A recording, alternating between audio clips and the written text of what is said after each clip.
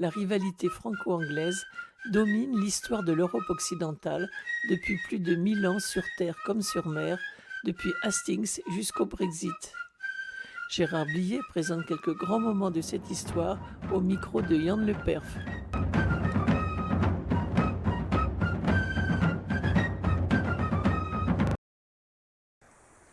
Gérard Blier, bonjour. Bonjour Yann.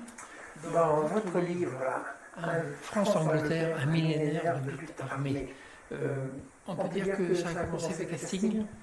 Absolument. Alors, nous sommes au milieu du XIe siècle, c'est-à-dire dans le Moyen-Âge, au cœur du Moyen-Âge, plus précisément en 1066. Et à ce moment-là, l'Europe occidentale est dominée par deux royaumes. Le royaume de France, qui est vaste, c'est sûr, mais qui n'est pas encore très solide. C'est le début de la dynastie des Capétiens. Le roi est Philippe Ier, mais il a assez peu d'autorité sur ses grands vassaux.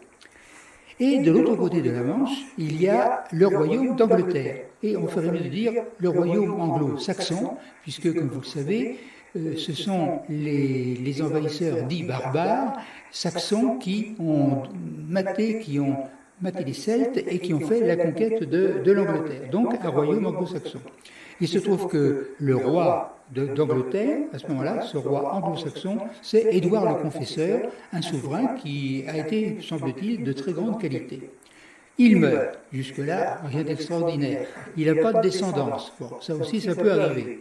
Et alors, dans ces conditions, les nobles anglais décident de donner la couronne à son beau-frère qui s'appelle Harold. Bon, jusque-là, tout est à peu près normal. Mais, comme la descendance n'est pas directe, et comme le royaume d'Angleterre est un royaume qui débute, mais qui a du tonus, qui attire les regards, eh bien, vous allez avoir deux prétendants au trône qui vont évoquer de vagues motifs plus ou moins vaseux, etc., pour justifier leur candidature. Et alors, le premier prétendant, c'est le roi de Norvège, qui s'appelle Harald. Là, vous voyez, on a Harold et on a Harald. C'est comme ça. Et alors, Harald de Norvège fait acte de candidature, veut être le roi, on l'envoie promener dans ces conditions, eh bien, avec ses vikings, il arrive en Angleterre, il débarque, et il y a un combat majeur qui l'oppose aux forces d'Harold. Harold ne veut pas évidemment se laisser faire. Et c'est une bataille restée célèbre en Angleterre, Stamford Bridge. Et à Stamford Bridge, les anglo-saxons d'Harold eh bien, battent le roi norvégien, qui donc est obligé de se replier, de rentrer chez lui. Donc, exit les Norvégiens. Vous pourriez dire, à ce moment-là, on respire. Eh bien non. Pourquoi? Parce qu'un deuxième prétendant surgit. Et ce deuxième prétendant qui surgit, c'est Guillaume, duc de Normandie. C'est-à-dire que la Normandie est dans le royaume de France, donc Guillaume est le vassal du roi Philippe Ier, règle de la féodalité, mais il se trouve que le duché de Normandie est une unité qui, en elle-même, est extrêmement puissante, extrêmement prospère. Et le duc de Normandie n'a pas de complexe d'infériorité exagéré vis-à-vis de son roi. Bon.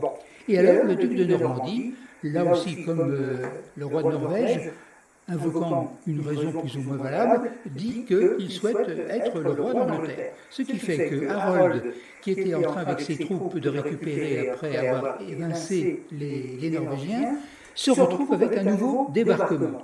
Et ce débarquement de Guillaume, celui qu'on va appeler Guillaume le Conquérant, on annonce dès maintenant le résultat, eh bien il a lieu sur la côte sud de l'Angleterre, c'est la région du Sussex. Alors ce débarquement, après une traversée qui n'a pas été de tout repos, ce débarquement, nous avons une très belle, une magnifique illustration de ce qui s'est passé par la célèbre tapisserie de Bayeux, qui illustre d'ailleurs donc un certain nombre de nos émissions. Et dans ces conditions, eh bien, Guillaume duc de Normandie, avec ses troupes, pose de nouveau à Harold un grave problème, la survie évidemment de son royaume, du royaume donc d'Harold. Et une rencontre, la rencontre décisive, va avoir lieu donc en octobre 1066. Cette rencontre va avoir lieu à Hastings, c'est donc dans le Sussex, au nord de l'Angleterre, pas très loin de la côte. C'est une petite localité, mais qui va rester célèbre dans l'histoire parce que là, il y a une bataille particulièrement importante qui se déroule. C'est une rencontre des armées. C'est une rencontre qui n'a rien d'amical. Effectivement, il y a deux armées qui sont l'armée des envahisseurs normands, puisqu'il faut bien parler d'envahisseurs, et puis, bien entendu, l'armée d'Harold qui défend évidemment sa position de roi normalement désigné. De part et d'autre, il y a environ 5 à 10 000 hommes, ce qui est considérable pour l'époque. La bataille, elle est donc acharnée, mais ça ne va pas se passer pour Harold comme à Stamford Bridge, parce que là, eh bien, les Saxons, les Anglo-Saxons vont être battus par les Normands. La bataille est féroce, il y a un engagement qui est total, il y a beaucoup de pertes de part et d'autre. Les deux rois, le roi et le duc de Normandie, sont présents à la tête de leurs troupes, avec des fortunes diverses. Alors donc, bataille acharnée, puisque donc Guillaume, le duc de Normandie, a 2, peut-être 3 chevaux tués sous lui.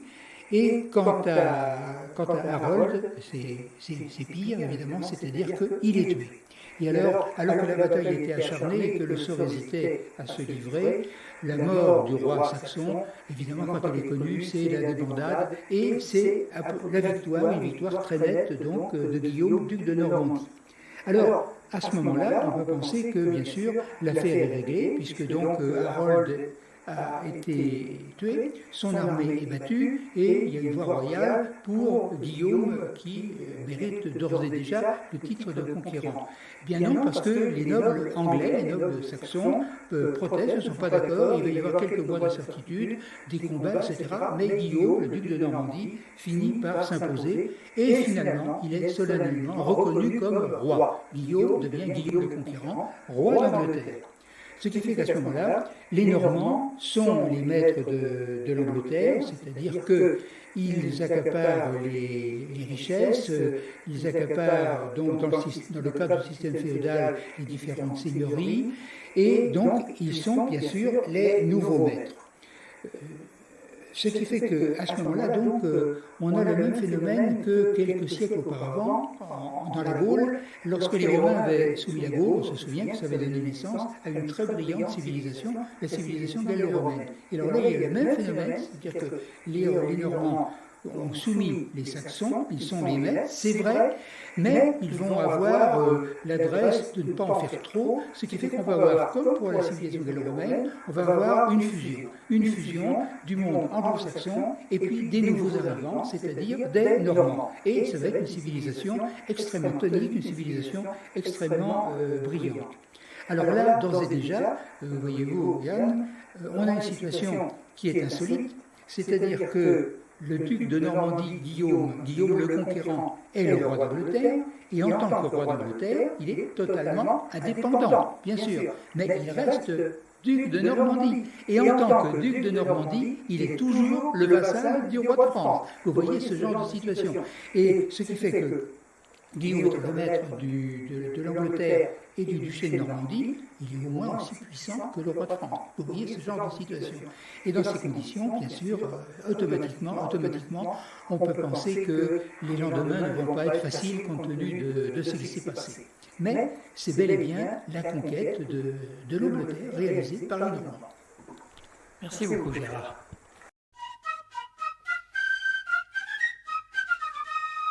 La rivalité franco-anglaise domine l'histoire de l'Europe occidentale depuis plus de 1000 ans sur terre comme sur mer, depuis Hastings jusqu'au Brexit.